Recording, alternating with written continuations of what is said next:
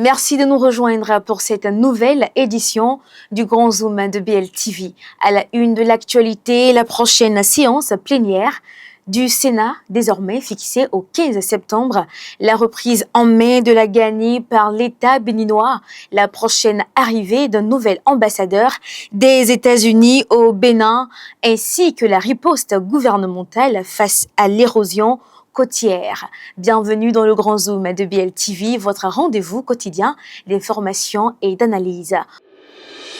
Au sommaire, Sénat, la prochaine séance plénière fixée au 15 septembre.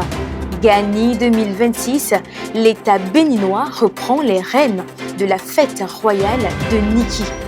Diplomatie, Peter Lord proposé comme nouvel ambassadeur des États-Unis au Bénin. Sénégal, Aminata Touré détaille les ambitions de Kihiraï, les patriotes républicains. Place à l'information. Sénat du Bénin, la prochaine séance plénière fixée au 15 septembre. Le Sénat béninois poursuit son installation progressive. La date de la prochaine séance plénière de la Haute Chambre est désormais connue. Le sénateur Robert Guillen a indiqué que la prochaine séance plénière du Sénat se tiendra le 15 septembre 2026.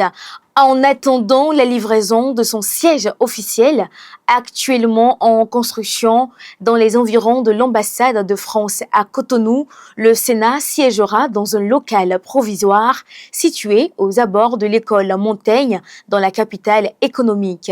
Cette nouvelle séance devrait permettre à l'institution de poursuivre la mise en place de ces structures et de préparer les prochaines activités parlementaires. La fixation de cette date constitue une nouvelle étape dans l'installation et l'opérationnalisation de la Haute Chambre du Parlement béninois. GANI 2026, l'État béninois reprend les rênes de la fête royale de Niki. La GANI prend une nouvelle dimension à partir de son édition 2026, prévue à Niki à la fin du mois d'août. L'État béninois assumera désormais officiellement l'organisation de cette grande fête traditionnelle avec pour ambition de la professionnaliser et de lui donner une visibilité comparable à celle des grands rendez-vous culturels du pays. Selon le porte-parole du gouvernement Wilfried Rungbeji, l'édition 2026 sera considérée comme une édition zéro soutenue par l'État. Des structures spécialisées, notamment Bénin Tourisme, habituellement impliquées dans l'organisation des Vodou Days, seront associées à la gestion de l'événement. Pour objectif, le gouvernement veut améliorer immédiatement la qualité de l'organisation et faire progressivement évoluer la durée de la GANI de 2 ou 3 jours actuellement vers 5 jours en fonction du calendrier lunaire et des opportunités liées à la manifestation. Cette professionnalisation doit également contribuer à une meilleure valorisation des richesses culturelles des différentes régions du Bénin, notamment celles du Nord. L'objectif affiché est de faire de Niki un important centre culturel et touristique à une période déterminée de l'année en complément des Vodou Days à Ouida et d'autres grands événements comme le Festival des Masques à Porto Novo. À terme, la GANI devrait dépasser le cadre d'une simple célébration traditionnelle pour devenir un rendez-vous culturel et touristique majeur capable d'attirer davantage de visiteurs et de promouvoir le patrimoine de Niki et du Nord Bénin. Diplomatie, bientôt un nouvel ambassadeur des États-Unis au Bénin. Le poste d'ambassadeur des États-Unis au Bénin pourrait bientôt connaître un nouveau titulaire. Le président américain Donald Trump a proposé le diplomate de carrière Peter Lord comme nouvel ambassadeur des États-Unis au Bénin. Sa candidature a été transmise au Sénat américain le 7 août 2026 et doit désormais être examinée avant une éventuelle confirmation. Le poste d'ambassadeur à Cotonou est vacant depuis le départ de Brian W. Shukan au début de l'année 2026.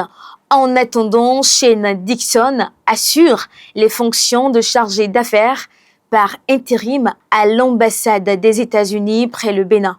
Peter Lord est un haut fonctionnaire du Senior Foreign Service et dispose du rang de ministre conseiller. Sa candidature doit recevoir l'aval du Sénat américain avant qu'il puisse officiellement prendre ses fonctions diplomatiques à Cotonou.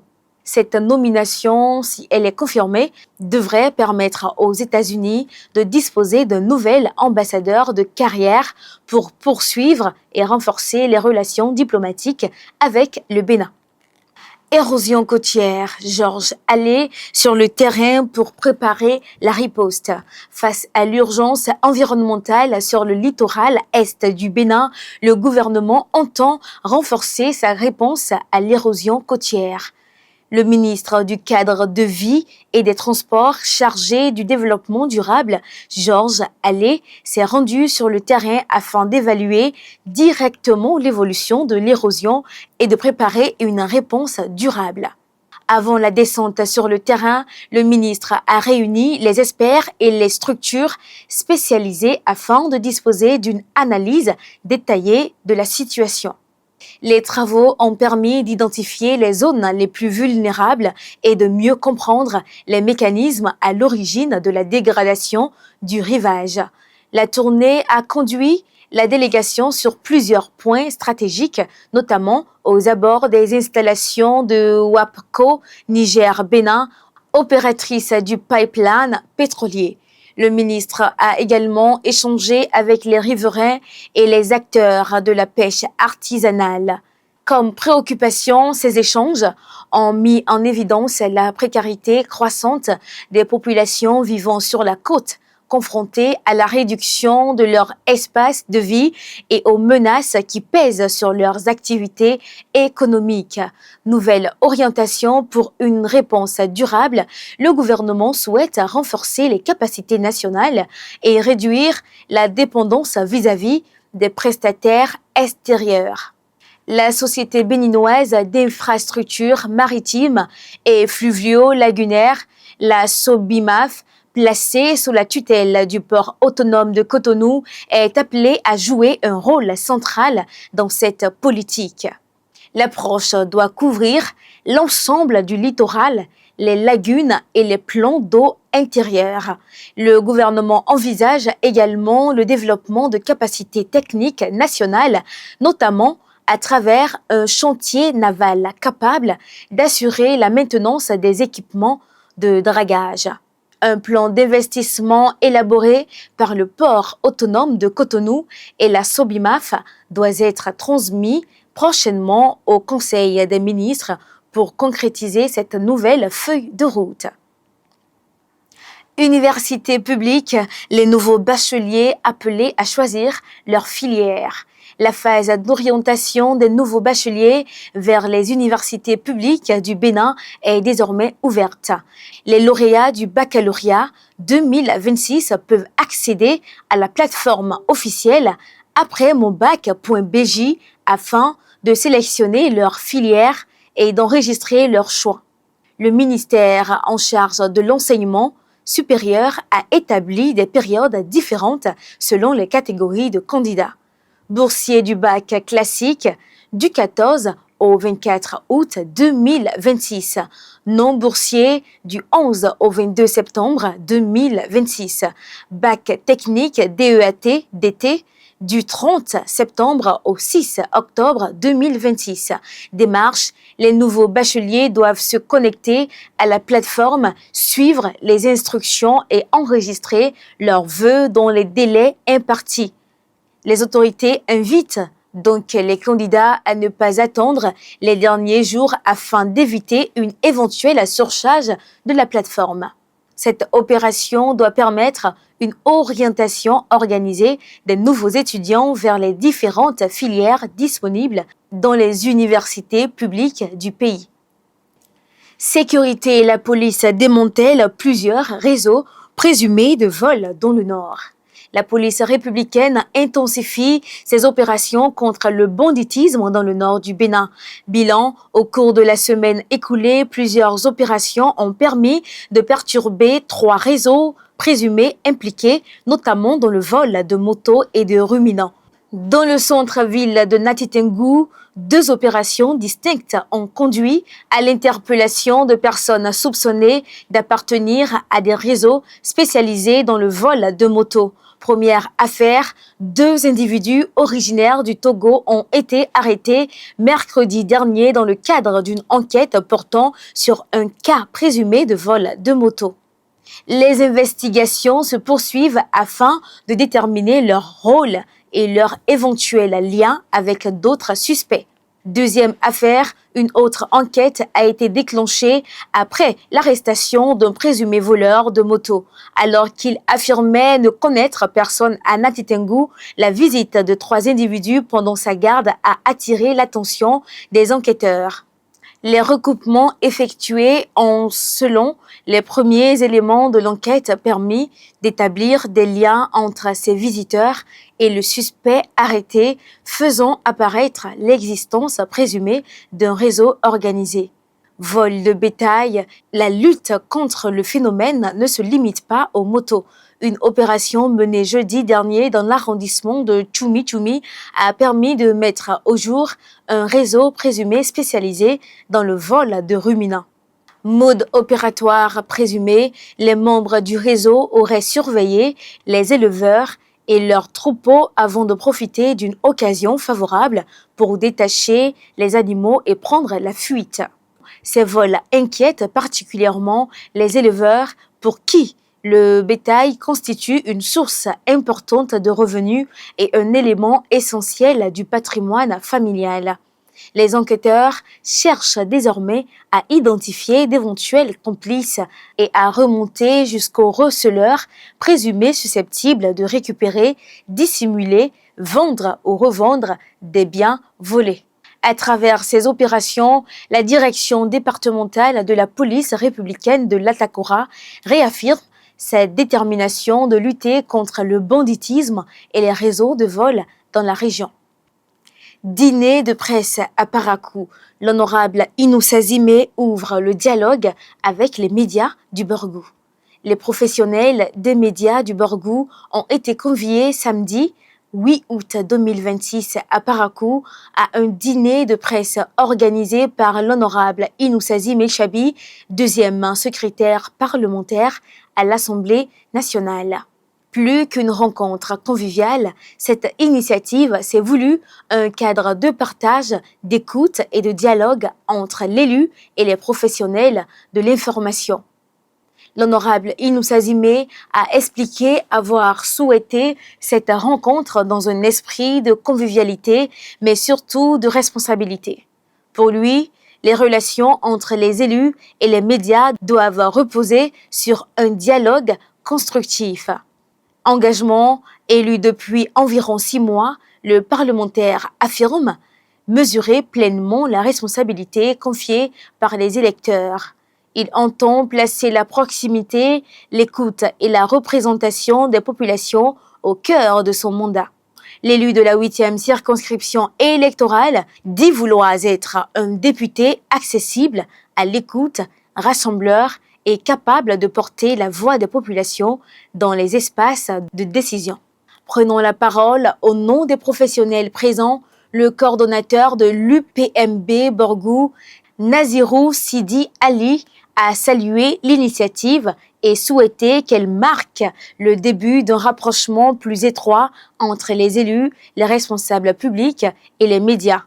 La rencontre a également réuni plusieurs personnalités politiques et administratives du département, dont le préfet du Borgou, Abdoul Chakour Assouma, des maires, des parlementaires et des conseillers communaux. Pour Abdoul Chakour Assouma, les médias constituent des partenaires incontournable de l'action publique et du développement du Borgo. Il les a invités à jouer pleinement leur rôle de veille et d'alerte. Le préfet a notamment encouragé les professionnels des médias à interpeller les responsables publics lorsque leur action s'éloigne des attentes des populations. Au cours de la soirée, l'honorable Inoussazim Mechabi a également présenté les grandes lignes de son programme et sa vision pour le développement du Borgo. Finalité, à travers ce dîner de presse, le parlementaire entend consolider les relations avec les professionnels des médias et instaurer un dialogue permanent autour des enjeux de développement du département. Football, les étapes de détection du mono et du Koufo reportées. La tournée nationale de détection des jeunes talents connaît un nouveau réaménagement. La Fédération béninoise de football a annoncé le report des séances de détection qui devaient se tenir ce lundi 10 août 2026 à Lokossa, Grand Popo, Djakotome et Dogbo. Départements concernés, les étapes du mono et du Koufo sont donc reportées à une date ultérieure. Les nouvelles dates seront communiquées prochainement par la Fédération. Les jeunes talents de ces différentes localités devront patienter avant de pouvoir se présenter devant les recruteurs de la FBF. La fédération indique toutefois que ce report concerne uniquement les étapes du mono et du Koufo et ne remet pas en cause la poursuite de la tournée nationale. L'objectif reste de parcourir les différentes régions du pays afin d'identifier et d'accompagner les jeunes talents susceptibles d'intégrer les sélections et structures de haut niveau. Au Sénégal, Aminata Touré présente les ambitions de Kiraï, les patriotes républicains. Au Sénégal, la nouvelle formation politique Kiraï, les patriotes républicains, affiche ses ambitions sur l'échiquier national. Dans un entretien accordé aux médias, Aminata Touré, superviseur général de la formation, est revenu sur les raisons de la création du parti et sur sa vision du paysage politique sénégalais. Origine, Kiraï, terme qui signifie bouclier, est issu d'un regroupement d'organisations ayant participé à la coalition Diomaye président. La formation entend apporter un soutien politique structuré au président Bassirou Diomaye Faye en vue des prochaines échéances électorales. Positionnement présenté comme un parti républicain et panafricain, Kiraï met notamment en avant le respect de l'état de droit, l'indépendance de la justice, la liberté de la presse et le soutien à la société civile. Aminata Touré insiste également sur la nécessité de préserver un débat politique apaisé fondé sur le dialogue et la stabilité, loin de la virulence et de l'invective. Même si la formation ne dispose pas encore d'un groupe parlementaire propre à l'Assemblée nationale, sa superviseure générale souligne l'adhésion de nombreux élus locaux et maires à travers le pays. Perspective électorale, le parti entend s'appuyer sur cet ancrage territorial pour préparer les prochaines élections municipales et contribuer à la mise en œuvre des politiques publiques. Priorité, l'emploi des jeunes, la sécurité et les préoccupations socio-économiques figurent notamment parmi les enjeux mis en avant par la nouvelle formation. Kiraï ambitionne ainsi de s'installer durablement dans le paysage politique sénégalais en s'appuyant sur un réseau territorial et sur une ligne axée sur la stabilité et l'action publique. Place à la session de l'émotion. Deux faits divers marquent cette édition. Cotonou, un homme interpellé dans une affaire présumée de parricide. Un drame familial particulièrement violent s'est produit à Cotonou. Dans la nuit du jeudi 6 août 2026, aux environs de 4 heures du matin, les policiers du commissariat du 13e arrondissement de Cotonou ont interpellé un jeune homme au quartier Agla à Kansoji.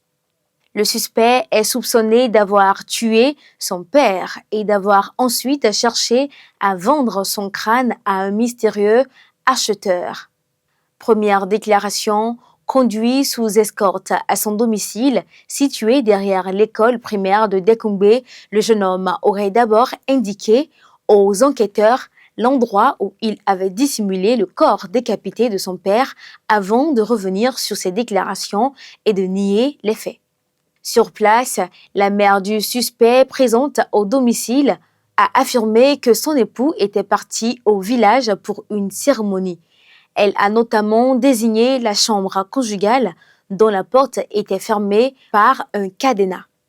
Le vendredi 7 août, lors d'une nouvelle intervention de la police, les enquêteurs ont découvert dans un bas-fond situé derrière la chambre familiale un pied humain flottant à la surface de l'eau. Les recherches ont ensuite permis de retrouver sur une table dans la cour de la maison une tête humaine soigneusement emballée dans un survêtement noir et dissimulée dans un sac. Identification, les vérifications ont confirmé qu'il s'agissait du père biologique du suspect. Plusieurs blessures attribuées à des coups de machette ont été relevées sur le corps et le crâne. Le mobile de l'acte reste, pour l'heure, inconnu. Une enquête en flagrance pour meurtre sur accident légitime a été ouverte sur instruction du procureur de la République et confiée au commissariat de Godomé. Les investigations se poursuivent afin de déterminer les circonstances exactes du drame et les éventuelles motivations du suspect. Chaoro, une fillette de 3 ans repêchée vivante dans le fleuve Okpara. Plus de peur que de mal à Chaoro, où une fillette d'environ 3 ans a été retrouvée vivante dans les eaux du fleuve Okpara. La scène s'est produite dimanche dans l'arrondissement de Kika. Alors qu'il exerçait son activité, un pêcheur a aperçu un petit corps dans l'eau. Le pêcheur est immédiatement intervenu et a réussi à repêcher la fillette vivante. Après son sauvetage, l'enfant a été conduit au domicile du chef du village de Kpassa, où elle reçoit les premiers soins et reste sous surveillance en attendant de retrouver sa famille. Pour l'heure, l'identité et les coordonnées des parents de la fillette ne sont pas encore connues. Les autorités locales et le chef du village ont lancé un appel afin de permettre de retrouver rapidement les proches de l'enfant. Les habitants saluent le geste du pêcheur dont l'intervention a permis d'éviter une issue dramatique. Les recherches se poursuivent pour identifier la famille de la fillette et organiser sa remise à ses proches. Ainsi s'achève cette édition du Grand Zoom de BLTV. Merci de nous avoir suivis. Excellente soirée à toutes et à tous.